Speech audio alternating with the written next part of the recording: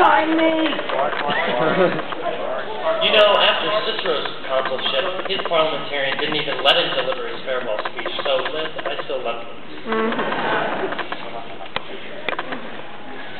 There's nothing quite like the scene in Ben-Hur, in which Messala, the new tribune of Judea, steps off his horse, peers into the sunset, and whispers to his lieutenant Drusus, "When I was a boy, I dreamed of commanding this garrison. Now, the winds have changed. I am in command."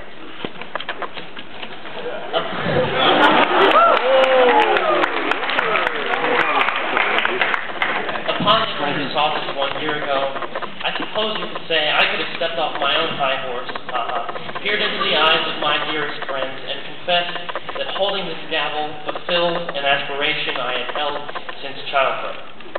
And that would be true, for not even I can tell you how early in life I began to dream of the honor of standing before you in this capacity.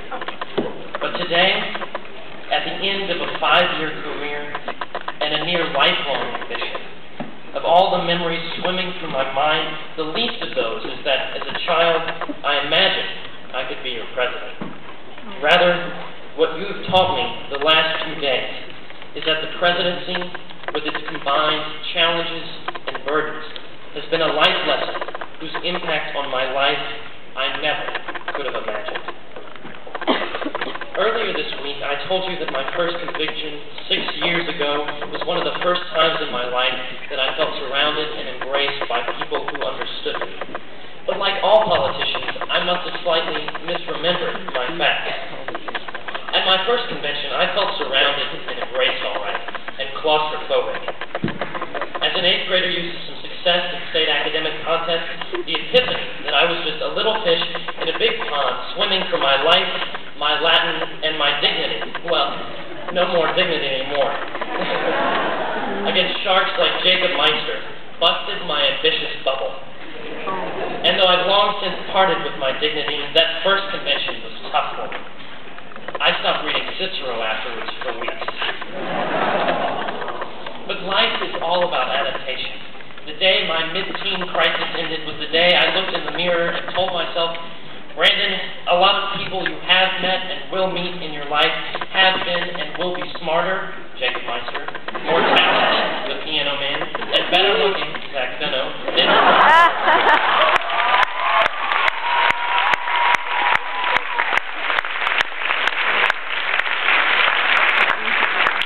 great news, buddy, but deal with it. And you know what? I dealt with it.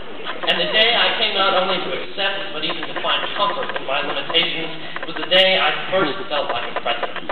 To stand here in the full light of your confidence, knowing that unbelievably talented and dedicated people such as you elected me, is, if not completely ludicrous, then the supreme honor, no, the greatest gift I could ever ask for.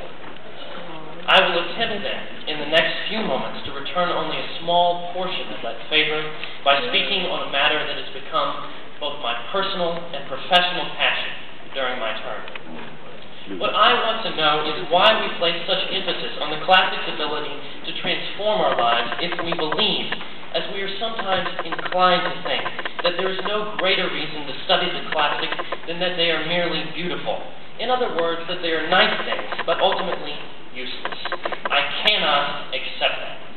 The profound importance we place here on cultivating knowledge about antiquity and improving ourselves through that knowledge seems, to me at least, to suggest that being knowledgeable or a good person will prove practical on more than just a blind date with Susan Shearer. Only the classics can inform us of history, and only history can inform us of our world, and only informed people can make a powerful and beneficial difference in their own society. The whole crux of the humanities is that people with potential shouldn't waste it. If we are willing, as National Junior Classical Leaguers, to devote our summers, if not our lives, to studying the classics in order to understand and appraise our world through the lens of classical culture, then there is no excuse that we should simply do nothing with that knowledge. Brain power mandates horsepower. So when you leave this place and find yourself in an officer meeting thinking, how will I make a difference?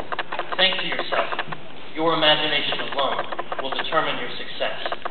Because if you're the kind of person even considering making a difference, that kind of person was put in place by prior inspiration from the noble Greeks and Romans. At the end of a long journey, I cannot help but look back and acknowledge the faces and hands and hearts that guided me along the way. Some of these faces belong to men I've never met, men like Demosthenes, Cicero, or Plutarch, but in a sense, they are men whom I want to meet more closely every time I look in the mirror. Other faces belong to people whom I have met and who have exemplified what we idealize in the classes. These people mean a great deal to me, not because they ignited my ambitions, but because they transformed me. Ms. Conklin and members of the National Committee, thank you for your diligence, guidance, friendship, and above all, humor. It was predominantly through you I learned that when a president leads, he listens. Fellow officers, before I ran for this office, I stayed awake at night wondering whether the 7 of you would be too tough to handle. Now I stay awake at night wondering whether I was the tough one. In all honesty, I couldn't have asked for a better group of colleagues and friends. Here's to growing old, cranky, and nostalgic together. Mrs. Altieri, Mrs. Vasquez, Mrs. Dutra, and Ms. Furler, Ms. Marcus, and those of you who contribute more than we realize behind the scenes. I speak on behalf of the entire convention when I say that you are the real deal. This convention would not exist without you. We are indebted beyond any hope of repayment to the time, the energy, and above all, the imagination you put into making this convention a success. I would also like to extend my thanks to the omnipotence, omnipresence, omniscience, and indispensableness of the SDL. I also have to thank Neha Patel and Roughneck for preventing nudie looting from becoming a personal reality for me at this convention. Secondly, let me extend my gratitude to several delegations in particular. California, this convention would have been impossible without your support. My dance moves and I are eternally indebted. New Jersey, from the moment you put me in your maid's outfit last convention, I knew we were destined for each other. I look forward to not doing that today, and to taking it a little more slowly as I join your SCL in the fall. Ohio, what I learned in 2 days at your state convention altered the perception of this organization that I had held for over 6 years. You left me speechless, which, trust me, is saying something.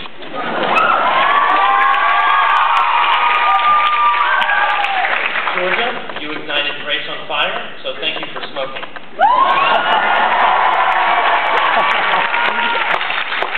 And last but not least, my dear, beloved Louisiana, it has been a privilege, an unspeakable privilege, to serve on your behalf these past 5 years. I will miss you dearly, but will sleep soundly in my dorm room 1,327 miles away from your state convention. Yes, I Google mapped it. Knowing that my sister, who is here today, is well on her way to achieving a Bart dynasty. I cannot without thanking my parents who gave birth to me, Cicero, who gave birth to Latin, and my Latin teachers, who gave birth to my love of Latin. But above all, I am eternally indebted to Dennis and Susan Webb. Mr. Dennis and Miss Susan, you wrote to me that you were honored to think of yourselves as having had only a small part in my accomplishments. But you must realize that you have not only enabled all of my accomplishments, you have given them meaning by exemplifying the merits of a life given over to sacrifice and service. I will always think of you as a second father and as a second mother. After countless JCL speeches, I find that at long last, I've simply run out of words.